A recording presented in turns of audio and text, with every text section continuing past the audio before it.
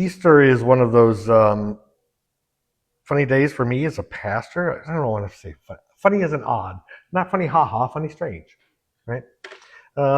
Because people tend to come into Easter differently, right? So, some of you come in here radiant, rested, and ready. And some of you came in here because it's Easter and that's what one does. And some of you came because somebody you love said, come on, it's Easter. And you came and you decided that this was not the hill you wanted to die on. And some of you are here every week. Some of you are visiting. Some of you have been watching from a safe distance online, which honestly is a deeply modern version of Zacchaeus and the tree. And some of you look fantastic. Not just better dressed. I'm sorry, just better dressed, not holier. There's a difference.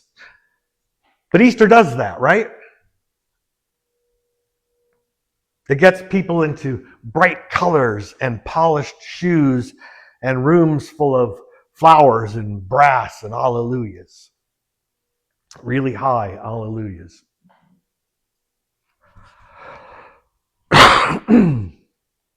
But John describes a different scene entirely.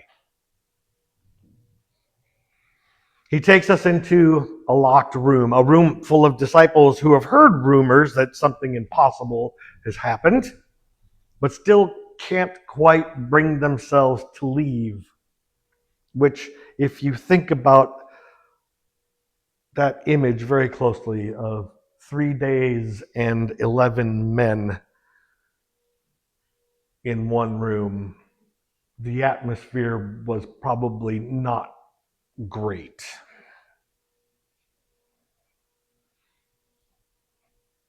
But locked rooms, those sound familiar, don't they?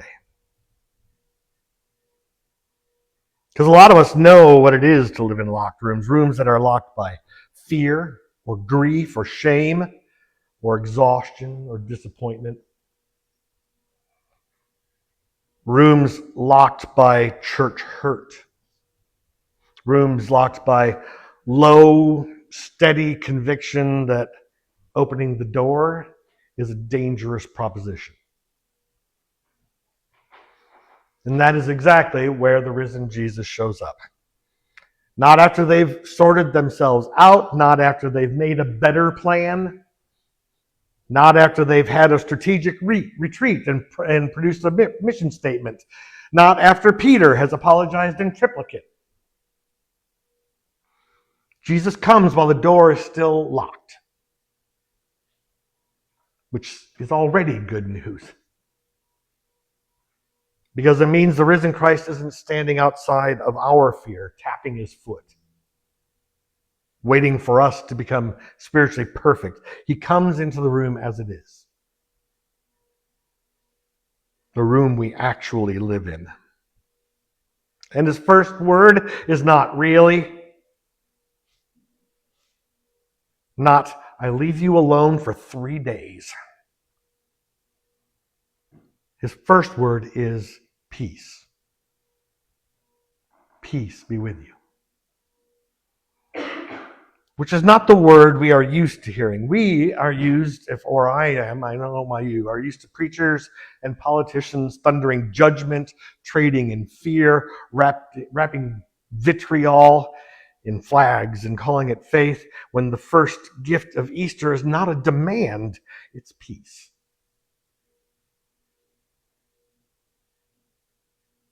And not peace as in, everybody calm down, let's not make this awkward. This peace has walked through death. It's peace with scar tissue. Peace that knows exactly what the world can do to a person and still refuses to let fear rule them.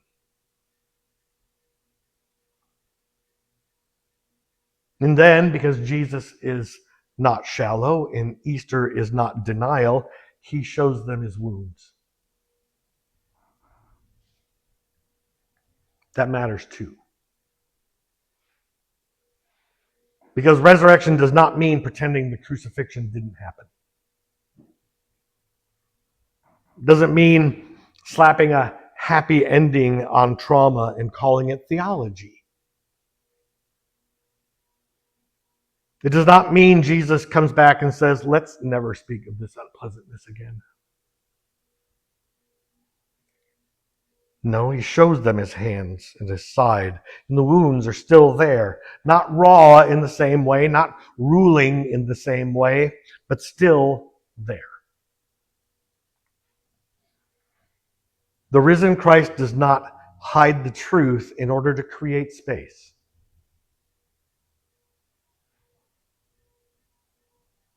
He tells the truth in a way that love can hold, and that is Easter too. Because some of us need that word this morning. Because a lot of us have been told in one way or another that faith means smiling harder, or speaking brighter, or pretending not to hurt, or acting as though resurrection only belongs to people with clean testimonies and tidy emotions. But this Jesus does not return airbrushed. He returns wounded and alive, pain that is not denied but is transformed. Which means your wounds are not proof that God has abandoned you either. They may yet become a part of the way grace tells the truth through your life. And then Jesus breathes on them. Which is such a weird little image, right? You know, imagine if I just came up here and went, just all walked along and breathed on y'all like that. I promise I will do a mint first. But it's such a weird image that we might miss how big it is, because he breathes on them and he says, receive the Holy Spirit. And suddenly, if you've been paying attention the whole time, the whole Bible should start humming just a little bit for you. Genesis 1, the breath of God moves over the face of the deep before he sings the first words of creation. Genesis 2, God scoops together the first human being from the dust of the earth, and he breathes into him the nefesh haim, the breath of life. Ezekiel 37, the prophet stands in a valley of dry bones. And the breath of God turns shattered death into a living people. So when Jesus breathes on them here, John is implying something very big. That this is new creation. This is God doing in a locked room what God has always done, quite frankly. Bringing life to places where there wasn't any. And notice how it happens. It comes as a gift. Just received. You do not, on your own, manufacture your own breath. You receive it. Every time you breathe. And that's important because some of us, especially those who are religious overachievers among us, always want to turn grace into some kind of group project. We want a rubric. We want a plan. We want 12 actionable steps toward resurrection adjacent living. And I pulled that right from the back of a book, by the way. I think I sprained my neck shaking my head at it too.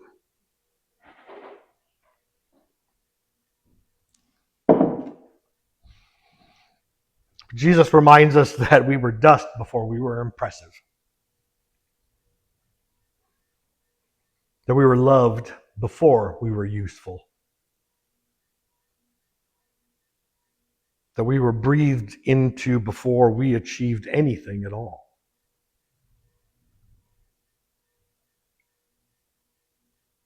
The church does not begin as a collection of highly motivated individuals with a strategic plan. It begins as a people who have had the life of God breathed into them. And that might be the secret heart of Easter. It's not only that Jesus arose, it's that the risen Christ creates on that day a new kind of people. Not a people held together by fear, not people held together by scapegoats, not people held together by having all the answers. And not a people held together by pretending they were never hurt. A people held together by peace, by breath, by the Spirit, by the mercy of the Christ who was beaten to a pulp, nailed to a cross, buried in haste, but now somehow stands in the middle of the room with us.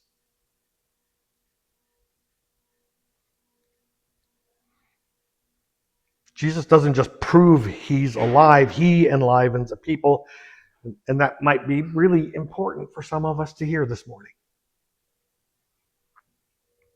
Because there are a lot of people out there who have not exactly lost interest in Jesus, but they have lost patience with versions of Christianity that seem to run on guilt, fear, control, or some kind of cosmic bookkeeping. And honestly, fair enough.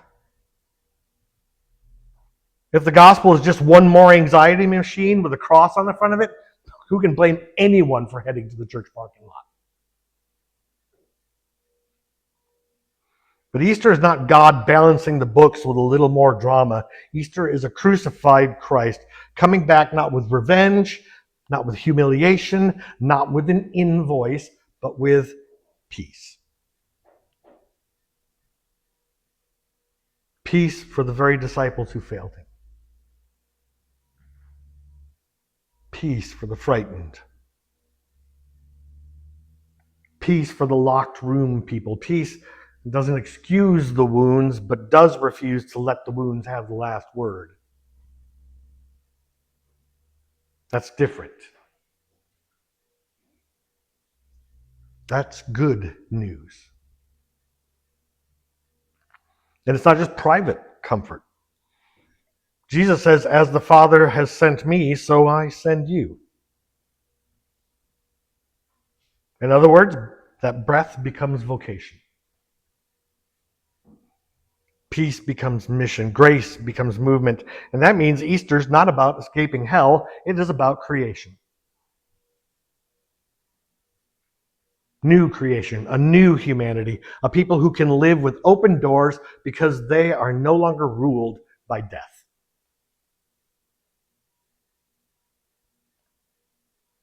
Now, of course, let's be very honest, right? We are still very capable of acting like locked room people. We still hide, we still flinch, we still sort one another way too quickly. And we still assume fear is practical and that hope is a little irresponsible. We still behave as though cynicism is some kind of evidence of maturity. And it is not. It's just fear with better branding. But Jesus keeps showing up in rooms just like that. He keeps saying peace and he keeps breathing, and that means nobody in this room is stuck being only what fear has made of them. Not the disciples, not the church, not you and not me. So if you came in weary this morning, Easter says peace. If you came in ashamed, Easter says peace. If you came in skeptical, but still hoping there might be some form of faith that doesn't ask you to shut off your brain or mutilate your conscience, Easter says peace. If you came in mostly because your family expected it and now you are bored out of your mind, Easter says peace. And it doesn't stop with saying it. Easter breathes. It breathes into the dry places, into the cynical places, the numb places, into the places in us that have been surviving for so long that they've forgotten what it feels like to live. The same God who breathed life into dust, the same God who brought breath to bones, the same God who called a people through water and fire and said, "You are mine," the same God who raised Jesus from the dead, that God is not done. He is still breathing life into rooms, still making a people, still creating communities where wounds can be named, peace can be spoken, gifts can be shared, forgiveness can happen, and love can become more than sentiment. And maybe that's the little miracle we all need this Easter, right? Not that we all leave here floating 3 inches above the floor.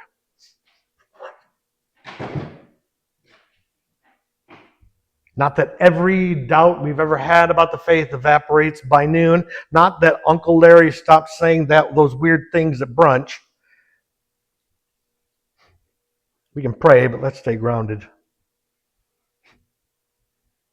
Maybe the miracle is this, that Christ meets us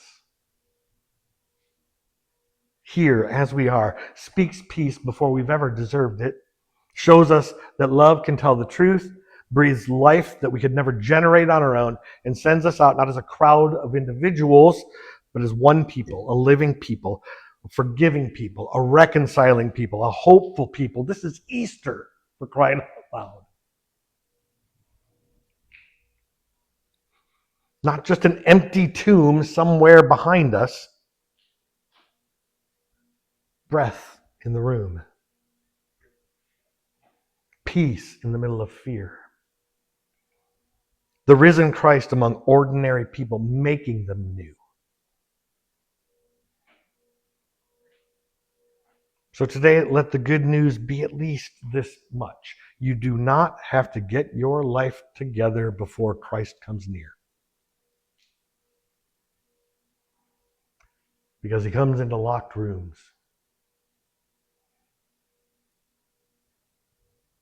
You don't have to hide your wounds for resurrection to be real. He still bears his.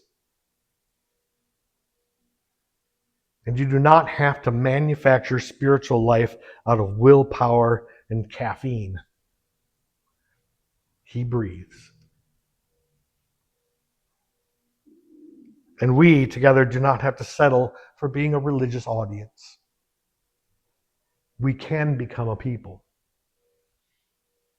A people who open doors, who carry peace, who make room for one another. A people who refuse the old scripts of shame and fear. A people who's not worried if they're right, only if they're good. The people who live as though resurrection is not just possible, but that it's already happened, because it has. Christ is risen. And where Christ is risen, there is breath in the room. Happy Easter, and amen.